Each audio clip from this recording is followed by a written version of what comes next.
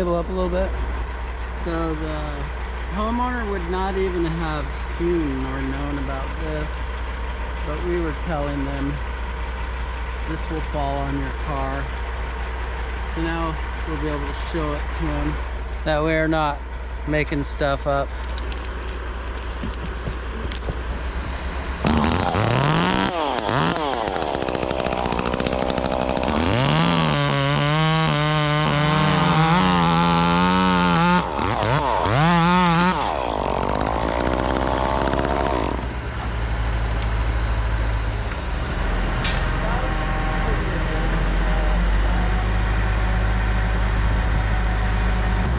So you might have noticed the new Panther bar. We got a lot of high hopes for this because it's a Sumara. So we had trouble with the manufacturer that Panther was using, and we eventually just stopped messing with them until they responded. I think this is going to be way better quality. I noticed that the tolerances in the channel were very good. In other words, the drivers are just the right amount of hug in the channel, so there was a lot of variability in the Chinese made ones. And if you've been waiting for Panther stuff, I think what we're gonna have is that nice narrow curve laser cut, no anti-kickback safety chain crap. We're gonna have all the best stuff with a quality bar is what I'm expecting, because these look really nice. They've even been tested by Sumara for 600 hours of steady use, just like on a machine or something. So they're passing their tests. Now they just need to pass our test. That's mine and yours. Oh, by the way, it's only for Echo. We'll get them made for Steel and Husky and everything later. We just want to see that we like them first before we commit.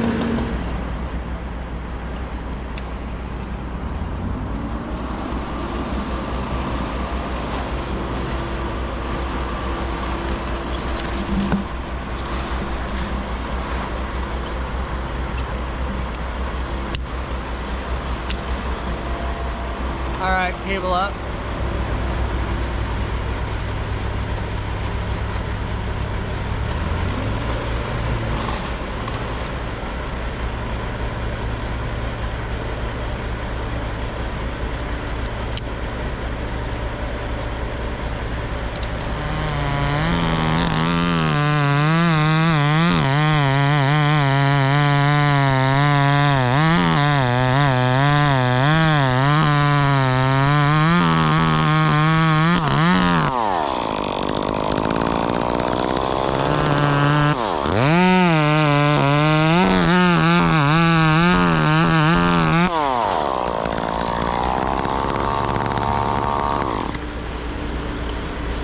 Much.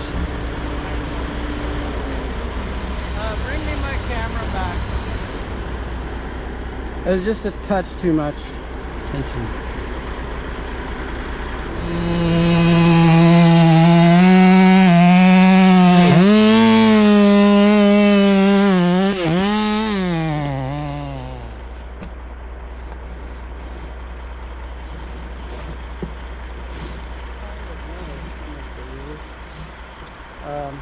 But yeah, it's a thing in some states, but not Oregon. So me having a crane cert is above and beyond. It's just not mandatory, but I did it anyway. Tree work is like loose end for a lot of safety things. Are you going to the gym every day, Damien? I'm just doing my pull-ups and squats and stuff. All right, go ahead and cable up.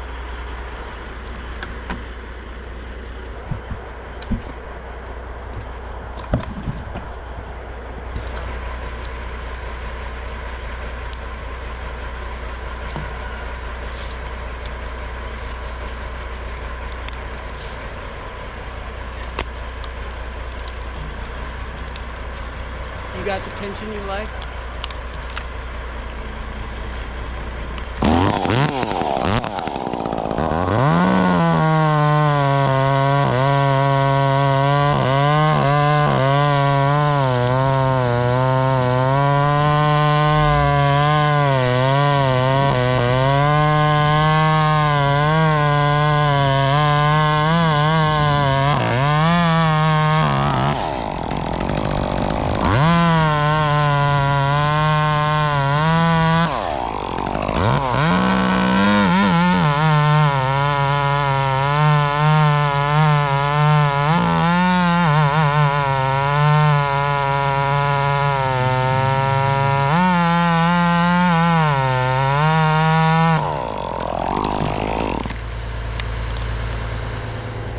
You're good.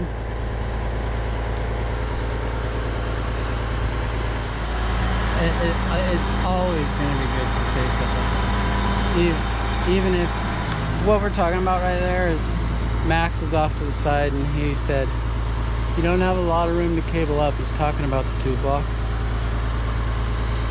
So in tree work,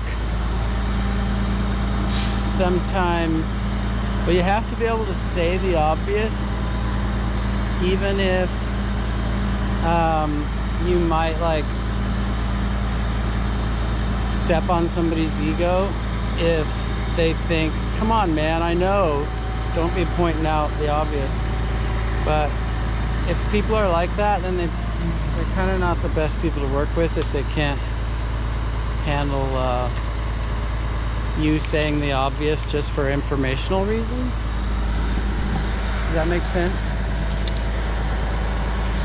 Remember when we talked to Rion about that? Working with Rion, everybody can say anything no matter how obvious it is, because sometimes a dude will overlook an obvious thing, and a redundant reminder like that is so cheap and easy. And so I've made mistakes before, and I've watched other people make mistakes thinking that the other person knew exactly what they're doing and you don't want to speak up. I watched a guy one time, it was kind of the reverse of what I was just talking about. I was watching him cut the corner off the far side. He was felling a tree, and I was watching him cut the corner off, and I was like, hey, I was trying to wave and get his attention, and he purposely ignored me because I was the younger, less experienced guy and he didn't need any help. And he cut the corner off, and the tree tipped off the wrong direction, and it missed his crane truck by a 1/4 inch. It was a stem, it was a spar that had been topped, and so the hammer 24-inch diameter top came down, and just about, it would have been really bad. I'll give him credit though, he was cool enough to say, wow, that was a bad cut. He never acknowledged the fact that I was warning him, but at least he didn't say he meant to do that. Like that guy, there's a video, remember the video of the guy that's like teaching gun safety? Yeah, he torches, it hits him in the face. And then they're all, did you mean to do that? And he's all, yeah. Did you mean to do that? Yeah. There's another one where there's a guy teaching he's in a high school class or some kind of young kid class, and he's saying, I'm the only one qualified to have. Okay, I'm the only one in this room professional enough that I know of to carry this Glock 40. I'm the only one.